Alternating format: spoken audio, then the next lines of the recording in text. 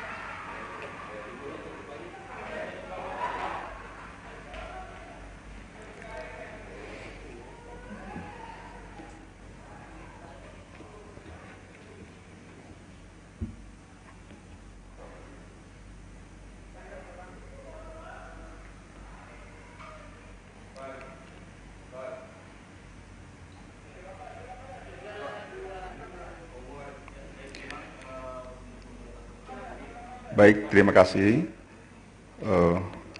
Melalui kesempatan ini, kami mewakili Bapak Menteri Sosial Republik Indonesia menyampaikan beberapa hal atau informasi yang perlu kami sampaikan kepada publik berkenaan dengan jaringan pengaman sosial dalam penanganan COVID-19.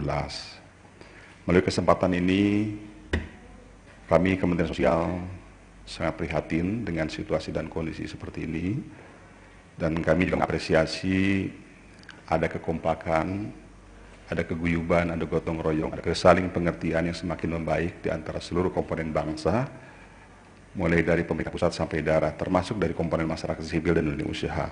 Tentu ini menjadi modal besar kita supaya kita bisa mulus, lolos ya dalam menangani atau menghadapi bahaya COVID-19 ini.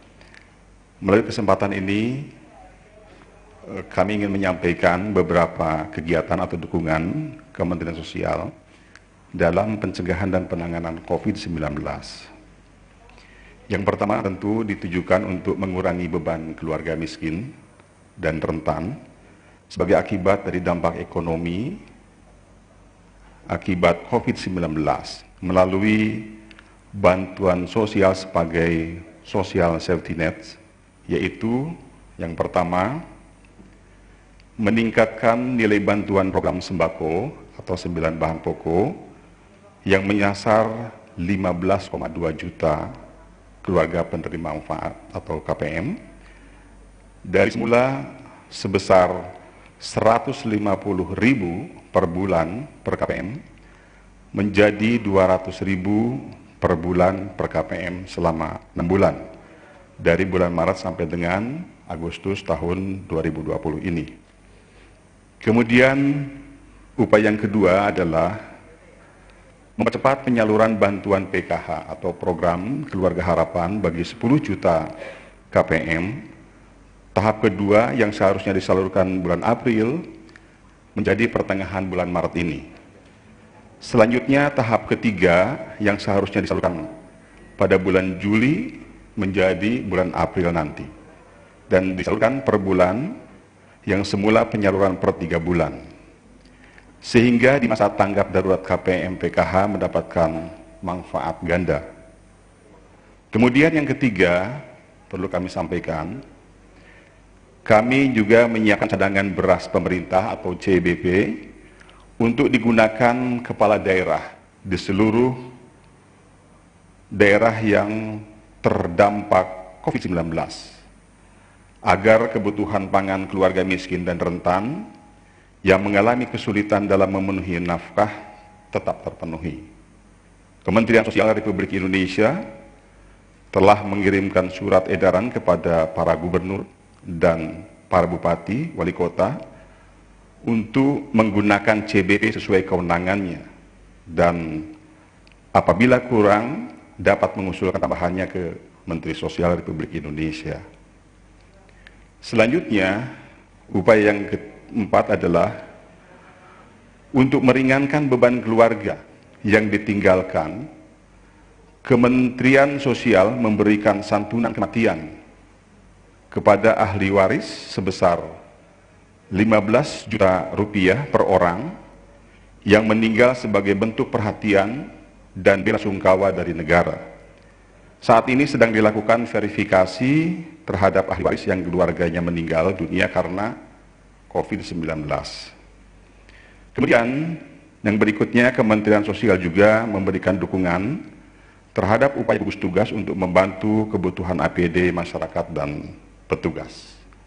Untuk sementara, sekian dan demikian yang bisa kami sampaikan. Tentu Kementerian Sosial berharap tantangan COVID-19 ini bisa cepat kita lalui, sehingga kita bisa normal dan bisa maju seperti yang kita harapkan. Demikian yang bisa saya sampaikan. Baik Pak, berikut pertanyaan dari rekan-rekan wartawan yang ditujukan untuk Bapak. Yang pertama yaitu bagaimana peran dan langkah konkret dari Kemensos dalam penanganan dampak COVID-19. Ya, sebetulnya yang tadi yang saya sampaikan itu adalah langkah-langkah konkret dari Kementerian Sosial. Ya, jadi kami intinya Kementerian Sosial ingin memberikan proteksi atau perlindungan kepada keluarga yang miskin dan rentan, begitu ya. Dan tentu keluarga yang miskin dan rentan yang kami sasar, yang jadi target adalah keluarga yang tercantum di data kesejahteraan sosial. Hasil pemetaan, hasil pendataan yang dilakukan bersama terpadu dengan pemerintah daerah, gitu. Kira-kira seperti itu. Terima kasih Pak. Terakhir, apakah ada program untuk masyarakat kurang mampu dalam menghadapi ancaman COVID-19? Ya, ini kalau untuk yang kurang mampu dan yang miskin, ini sudah realisasi. Kami sudah melaksanakan kegiatan bantuan sosial. Tadi seperti saya sampaikan ya, ada 15 juta ya, 15,2 juta ya keluarga fakir miskin dan miskin serta rentan dari desil 1, 2 dan 3 serta 4 yang mendapatkan bantuan sembako ya. Dari yang semula Januari, Februari diberikan 150.000 per kakak per bulan, ditingkatkan angkanya menjadi 200.000 ya di bulan April, di bulan Maret ini sampai nanti bulan Agustus begitu. Di Januari, Februari itu indeksnya 150.000 per kakak per bulan, kemudian ditingkatkan di bulan Maret ini menjadi 200.000 ya per kakak per bulan selama April sampai Agustus. Kira-kira seperti itu. Nah, kemudian program-program yang lainnya seperti kelompok-kelompok lainnya yang di luar di data kami, ini pemerintah tengah melakukan perumusan supaya ada kebijakan dan kemudian nanti program dan kegiatannya. Kita percayakan bahwa pemerintah pasti akan memberikan langkah-langkah nyata untuk menangani masalah yang tengah kita hadapi. Dan tentu kami juga berharap kepada semua pihak, terutama media, untuk bisa menggugah, ya, untuk bisa mengembangkan dan menyampaikan informasi-informasi yang tentu dengan informasi ini kita akan lebih solid, kita akan lebih care, kita akan lebih padu dan akan lebih sinergis ya di antara pemerintah, masyarakat sipil dan dunia usaha. Demikian. Terima kasih banyak Pak. Apakah Bapak ada pesan-pesan untuk masyarakat terkait COVID-19 ini? Ya. Karena ancaman COVID-19 ini ya demikian dinamis begitu, dan kemungkinan ini juga akan diperkirakan kan tidak dalam jangka 1 atau 2 bulan. Nah, oleh karenanya semua pihak ini harus merapatkan barisannya. Sekali lagi unsur pemerintah, masyarakat sipil dan dunia usaha harus bahu-membahu, termasuk komponen masyarakat sipil yang ada di tingkat desa dan kelurahan begitu. Kami mendapatkan informasi disampaikan oleh beberapa wartawan kepada kami, bagaimana contoh misalkan yang dilakukan oleh masyarakat sipil di daerah, di beberapa provinsi, di beberapa lokasi. Contoh, bantuan 9 bahan pokok yang biasa diambil oleh KPM atau keluarga manfaat, kemudian sama relawan-relawan itu diantarkan begitu ya, sehingga tidak terjadi penumpukan di tempat-tempat yang biasa keluarga penerima manfaat berkumpul begitu. Dengan cara-cara seperti itu betul-betul kita akan mengedepankan, kita akan memprioritaskan orang yang miskin dan yang rawan atau rentan begitu. Karena ini mungkin menjadi kelompok yang sangat sensitif dan harus mendapat perhatian kita semua. Itu saja mungkin yang bisa kami sampaikan. Terima kasih.